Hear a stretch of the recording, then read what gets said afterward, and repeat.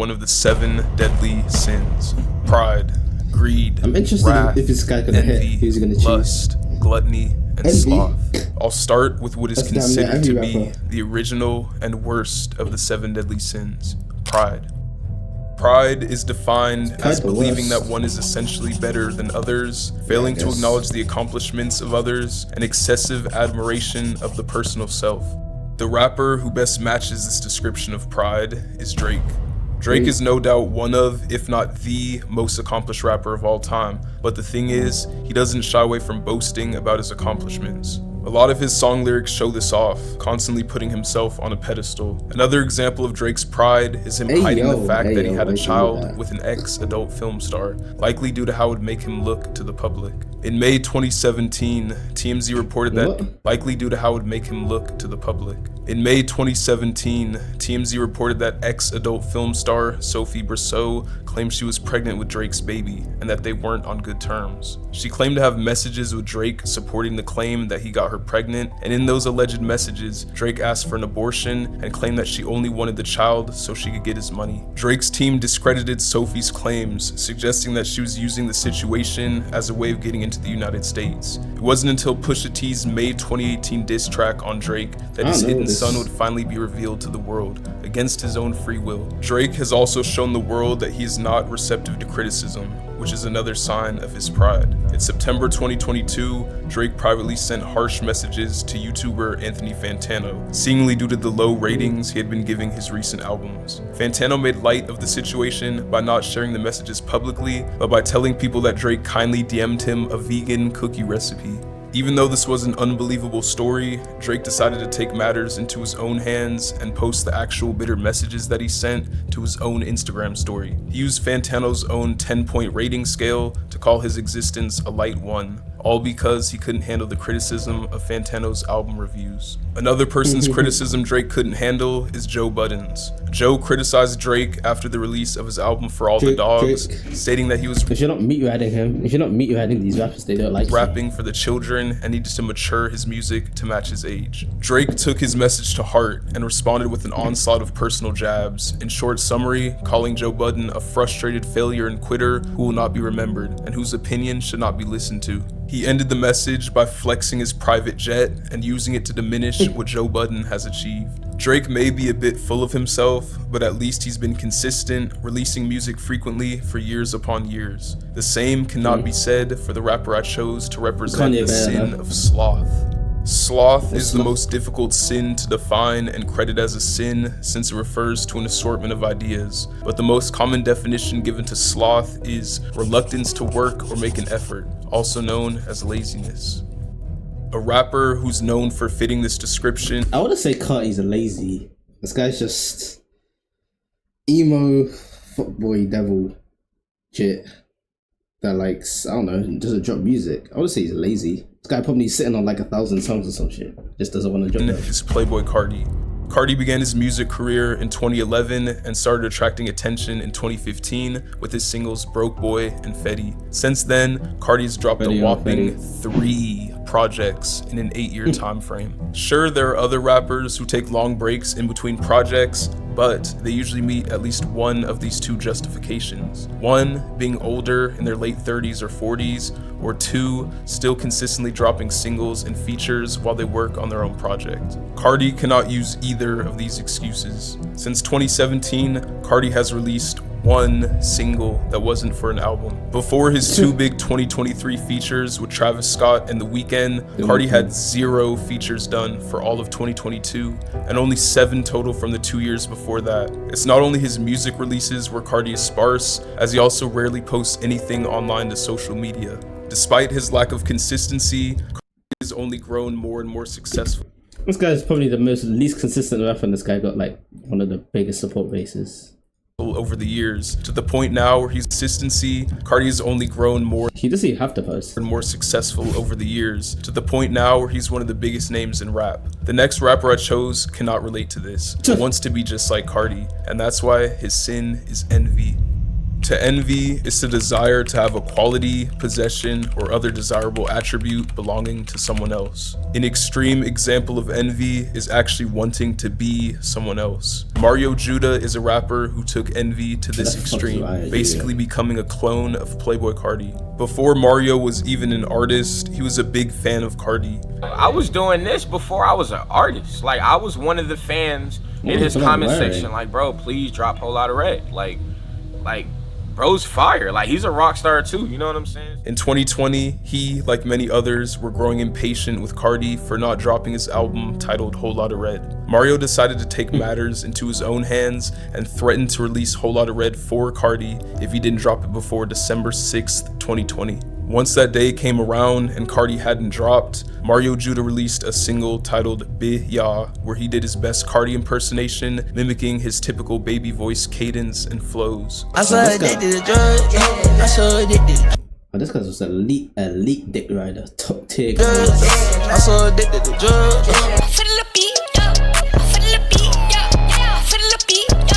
After the release of this song, Mario Judah announced that it was only track 2 of his own entire Whole Lotta Red project that was on the way. On December 8th, 2020, Mario Judah once again threatened Carti, this time saying that he would drop his own version of Whole Lotta Red if Carti didn't drop his album by December 11th. I'm gonna do what I can to try and get him to drop. If I try to alert him and threaten him with a song, maybe he'll hurry up and drop.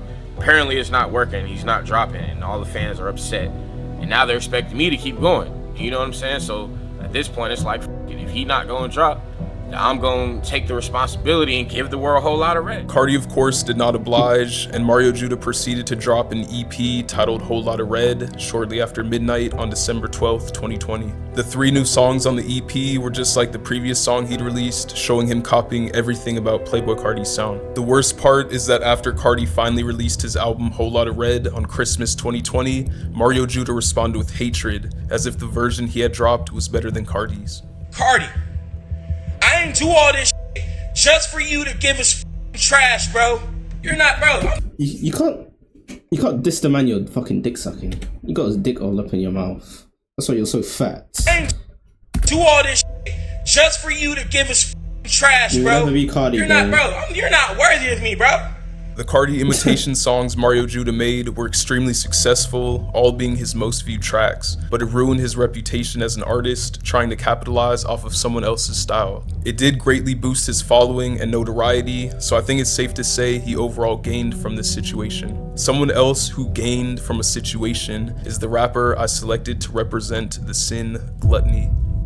Gluttony is the overindulgence and overconsumption of anything to the point of waste. The rapper Lucky unfortunately meets the criteria for gluttony. We get out, we get fat. Lucky is a rapper from Chicago who began his music career in late 2012. Looking at pictures of him early on in his career, you can see that he had a skinny body build. Look at pictures of him now, and it's quite the opposite. But what was it that caused Lucky's continual gain of weight? Well, it actually all started after he stopped doing the drug Xanax. Lucky was a frequent user of Xanax to the point where he took 10 pills in a single day. But in 2016, he chilled on the Xans and found another drug that would change his life forever. It was around this time when Lucky first began drinking lean. Lean is a recreational drug beverage prepared by mixing prescription-strength cough syrup containing codeine and promethazine with a soft drink. Drinking it in prescribed quantities is safe, but one of the potential side effects of overconsumption is weight gain due to not only the extremely high amounts of sugar in the sodas, but also the cough syrup that causes constipation and inflation of your liver and intestines. The bloating that lean causes is referred to as a lean gut, which is similar to that of a beer belly. Lucky first started showing signs of his lean gut in 2019, and it's only gotten worse and worse every year since. Lucky said he wished the weight gain on himself for wanting to gain weight back when he was skinny. You're like one of the first or only niggas who embrace gaining weight. It's really like a little karma thing, not karma, but I wish this on myself because I used to want to be like Sosa and Gucci Man, and I was skinny as hell trying to get a little pudge. Then I got it, but I stopped caring about having it. You feel me? I wish this on myself. Didn't stop growing. Now his lean addiction is so bad that he doesn't even like thinking about how much it's cost him. How much you think you spent on it? I don't like thinking about that. Yeah. What's the most you paid for a pint? I won't say if you hide it. The root of his addiction actually stemmed from his listening of Lil Wayne, a rapper who frequently glorifies lean in his music. I always wanted to drink lean though, cause of Lil Wayne though. I was a real impressionable kid, you know? I was like super impressionable. So I always wanted to drink lean. Then when I started getting older, it just fit. Now Lucky himself is the one frequently glorifying lean in his music, potentially negatively influencing other listeners. Another person negatively influencing. So if you drink the lean because of someone else, first of all, that's dick riding. Why does it look like she got a beard here? Their listeners is the rapper I have representing the sin of lust. Lust is defined as intense or unrestrained sexual craving.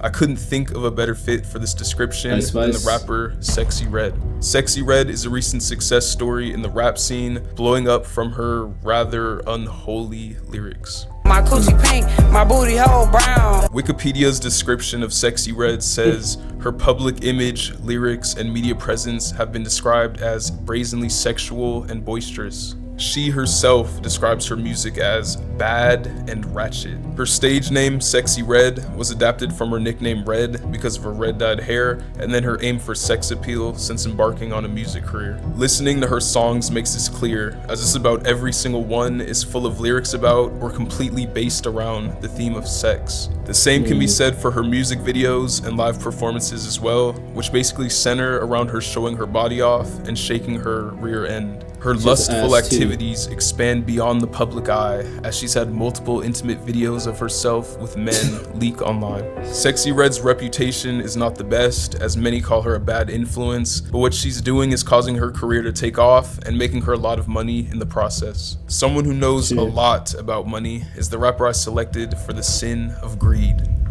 Greed is the excessive desire for material possessions and wealth. I decided to go with Travis Scott for this sin because he's infamous for taking countless high-paying endorsement deals. In 2011, before Travis had any buzz in the rap scene, he made one of his earliest greedy decisions. He dropped out of college without telling his parents, but his parents were sending him money to help with his college expenses. They were sending him money for food, rent, and school necessities every 2 weeks. Travis used this money on flights, studio sessions, gas, clothes, and anything to continue his rapper lifestyle. It wasn't until his family came to visit him at his college that he would get caught, as they saw that he wasn't there anymore. After his parents found out that he'd been using the money they were giving him for non-school related purposes, they stopped talking to each other for a while. Yeah, how'd that conversation go? Like once you found out that you were taking her money and spending it on all this other stuff. Man, she was just like, what the yo, you crazy wasting my money, it's crazy, just like going ballistic, man. Like, she didn't talk to me for like a good 3 months.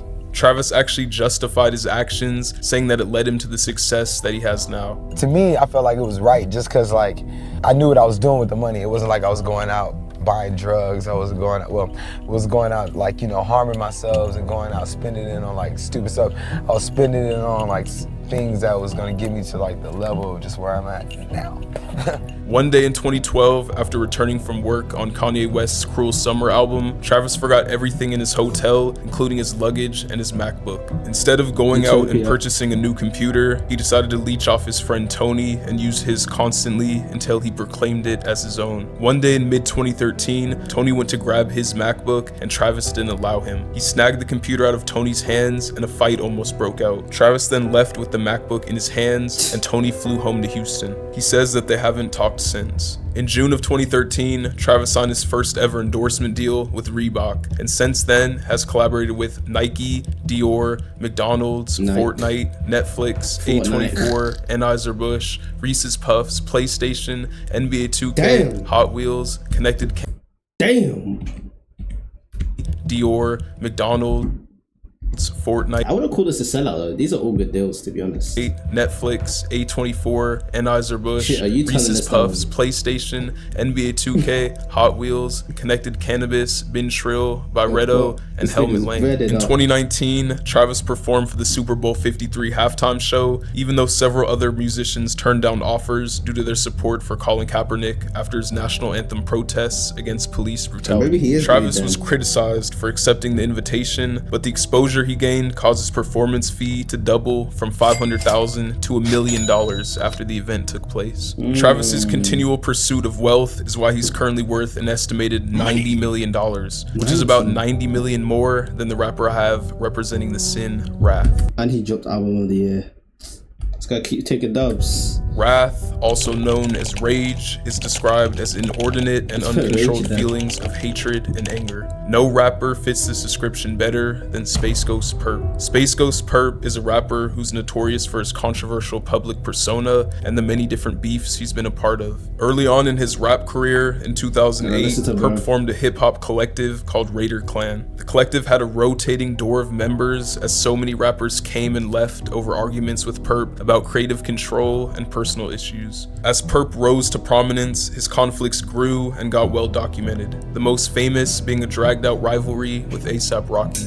In late 2011, A$AP Yams discovered Space Ghost Perp and his music through Tumblr. Perp began producing for A$AP Rocky, who was a big fan of his music. Perp and A$AP Mob were on good terms until a string of arguments led to Twitter feuds and physical altercations. In November 2012, Space Ghost Perp and affiliates of Raider Clan attacked members of A$AP Mob outside Miami. This led to A$AP Nast calling the police and Space Ghost Perp getting arrested. In March 2013, Space Ghost Perp and affiliates again attacked A$AP Mob in their home city of New York. The feud began to die down after this in terms of aggression and returned to social media beef. In January 2016, Perp made a series of disrespectful tweets about A$AP Yams, who died from a drug overdose in 2015. This caused a whole new beef with his former Raider Clan member Denzel Curry, along with rapper XXXTentacion. Their beef was basically a string of heated diss tracks that eventually led to X getting a Perp tattoo on his wrist. Damn. Over the years, as Perp has fallen from fame, he's often channeled his anger on Twitter, where he's frequently gotten suspended for homophobic, racist, and misogynistic tweets. Perp has claimed he should be taken at his word, stating the complex, "If I'm mad on Twitter, bitch, I'm mad for real. Mad is mad, it ain't cyber mad. When I'm mad, I'm mad. On Twitter, off Twitter." Perp was arrested multiple other times, like for assault with a deadly weapon and for assault of a woman in North Carolina. The karma for all his wrath seems to have caught up with him,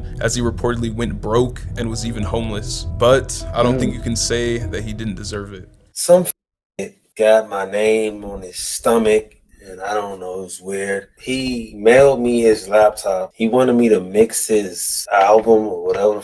I don't know. He wanted me to sign his laptop or something like that. This is his laptop right here. So we just gonna do this, all right?